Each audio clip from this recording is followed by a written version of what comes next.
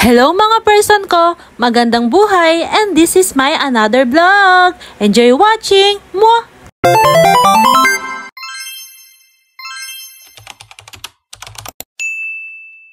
Kakagaling nga sa palengke ni Mama Jan. Binili nga niya pala yung mga rekadong gagamitin para sa lulutuin mamaya. Paghahanda kasi ni ate ko at ng daddy niya si Thea sa school nila. Kung nakikita niya si mama ko dyan ay sumasayaw siya dahil nakita niya si Austin at kumakanta ng APT. Dahil busy nga ang mama ni Austin at saka si mama, ako yung tagabantay niya ngayon. Pinahiram ko nga sa kanya yung isa kong cellphone para tahimik siya. At yung asawa ko nandito na nga, kumakanta siya dyan para hindi siya mainip. Ginugulo nga siya ni Austin dyan. Dahil nawawala yung pinapanood niya ay pinapaayos niya ito kay Tito J niya. Paluto na nga yung sauce na ginawa ni ate. Pinapahalo niya lang ito sa akin ngayon. Tapos kapag kumukulo na ay okay na.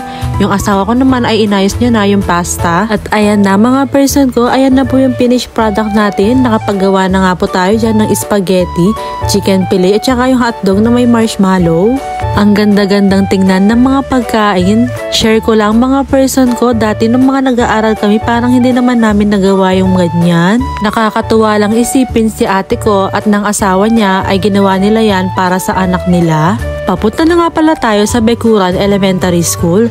Doon nga pala nag-aaral yung anak ni ate ko. Bumili nga rin pala ng brownies si ate ko dyan para naman madagdagan yung isi-share ni Thea sa mga classmate niya. Papasok na nga kami pala sa kanto ng Bekuran. Nung makita ko nga pala yung unang gate ng eskwelahan, sabi ko, ayun na yung kila Thea. Tapos sumingit naman si Ashley, sabi niya, tita, hindi naman yon. Yung pangalawang gate daw, ayun yung sa mga elementary. At sabi naman ni mama niya, hindi kasi dyan nag-aaral si tita, sabi niya ganon. Kaya hindi niya kabisado. Pero sa totoo lang mga person ko ay alam naman din natin dahil may nakalagay na BHS. Meron din kasing nakikinig na madaldal kaya sumasagot siya. Ganon kasi yung pamangkin kong si Ashley. Hindi na nga namin sinama si Austin sa pagpunta dito dahil sa pag-uwi nila ay mauunan na kami at hindi na namin sila maihahatid dahil may pasok pa kami. Buti na lang din tulog si Austin kaya hindi talaga namin siya isasama. Ayan na nga pala yung isi-share ni Thea sa mga classmate niya. Merong spaghetti, chicken fillet, hotdog na may marshmallow, brownies at saka yung juice. Simple man or bongga sa tingin ng ibang tao, ila mami ni Thea at daddy niya ay malaking bagay yan. At least masaya yung anak nila. Hindi nga pala alam ni Thea na may paganito ang mami at daddy niya. Dahil 10 years old na daw siya ay minabuti nila na paghanda ito sa classroom nila. Nandito na tayo mga person ko at naidala na natin lahat dito yung mga pagkain at magsasalita na dito yung mabait nilang advisor. Hindi ko nga pala alam mga person ko kung merong idea si Thea na sa kanya yung mga handaan dun sa harap ng classroom nila. Di na ako magvo-voice over dito mga person ko, pakinggan nyo na lang yung mga classmate ni Thea at nung teacher niya. Maraming salamat po sa panonood. Magandang buhay!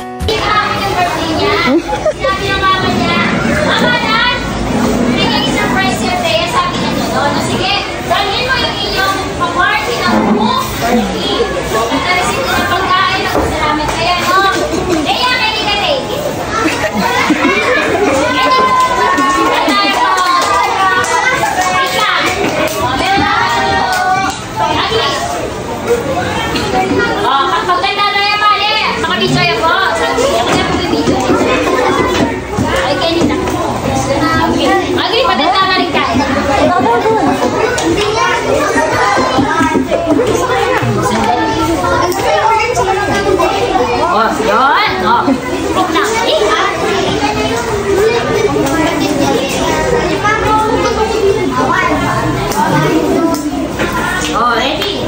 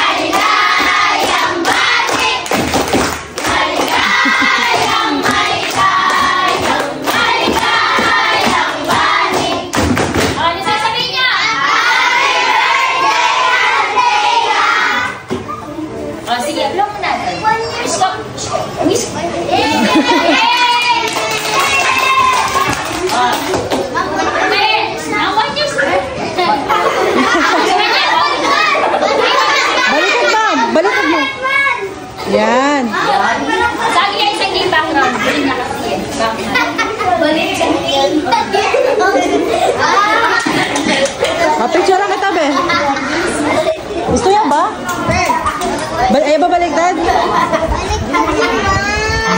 Yan. Akala ko na ni Mrs. 1, 2.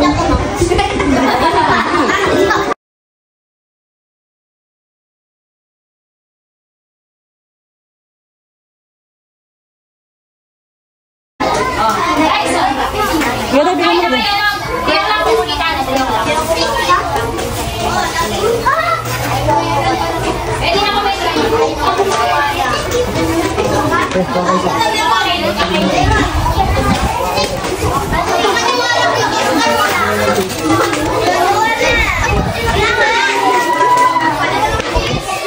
Bea.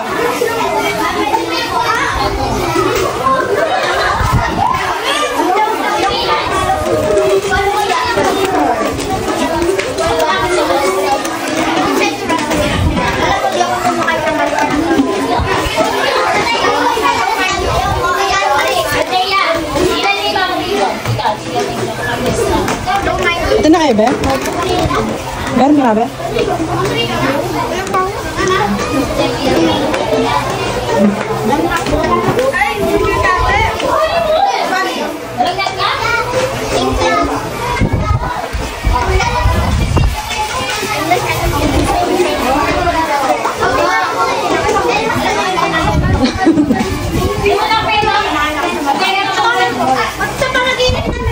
Abe.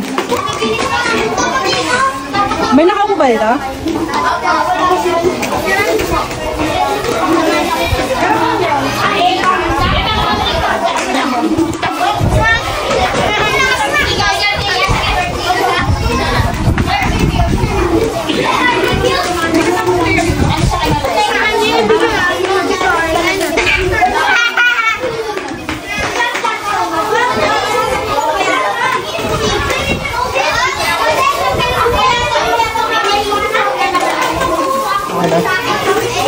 Di, pa-box na lang. Ay, buksan mo lang na ganda. Ano mo lang gusto din? Ano mo lang gusto din? Ano mo lang nila?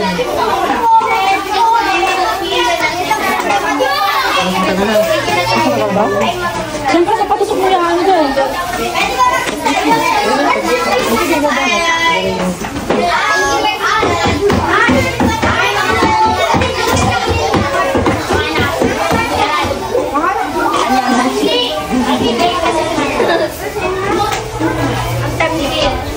Sarap ba, Be?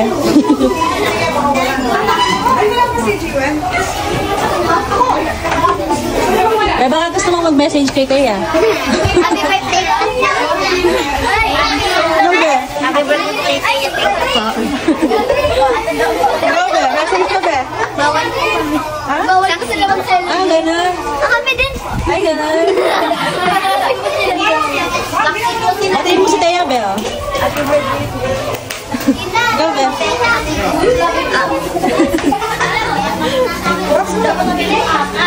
Papakulit ka?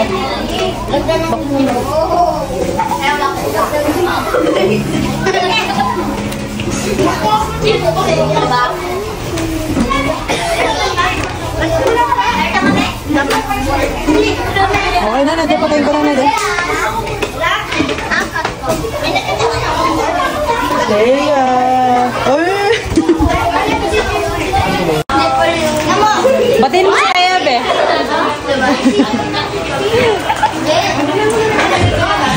Batiin mo si Teya, Be. Ikaw, batiin mo si Teya. Ikaw, Be, nasa labas ka kanina. Batiin mo.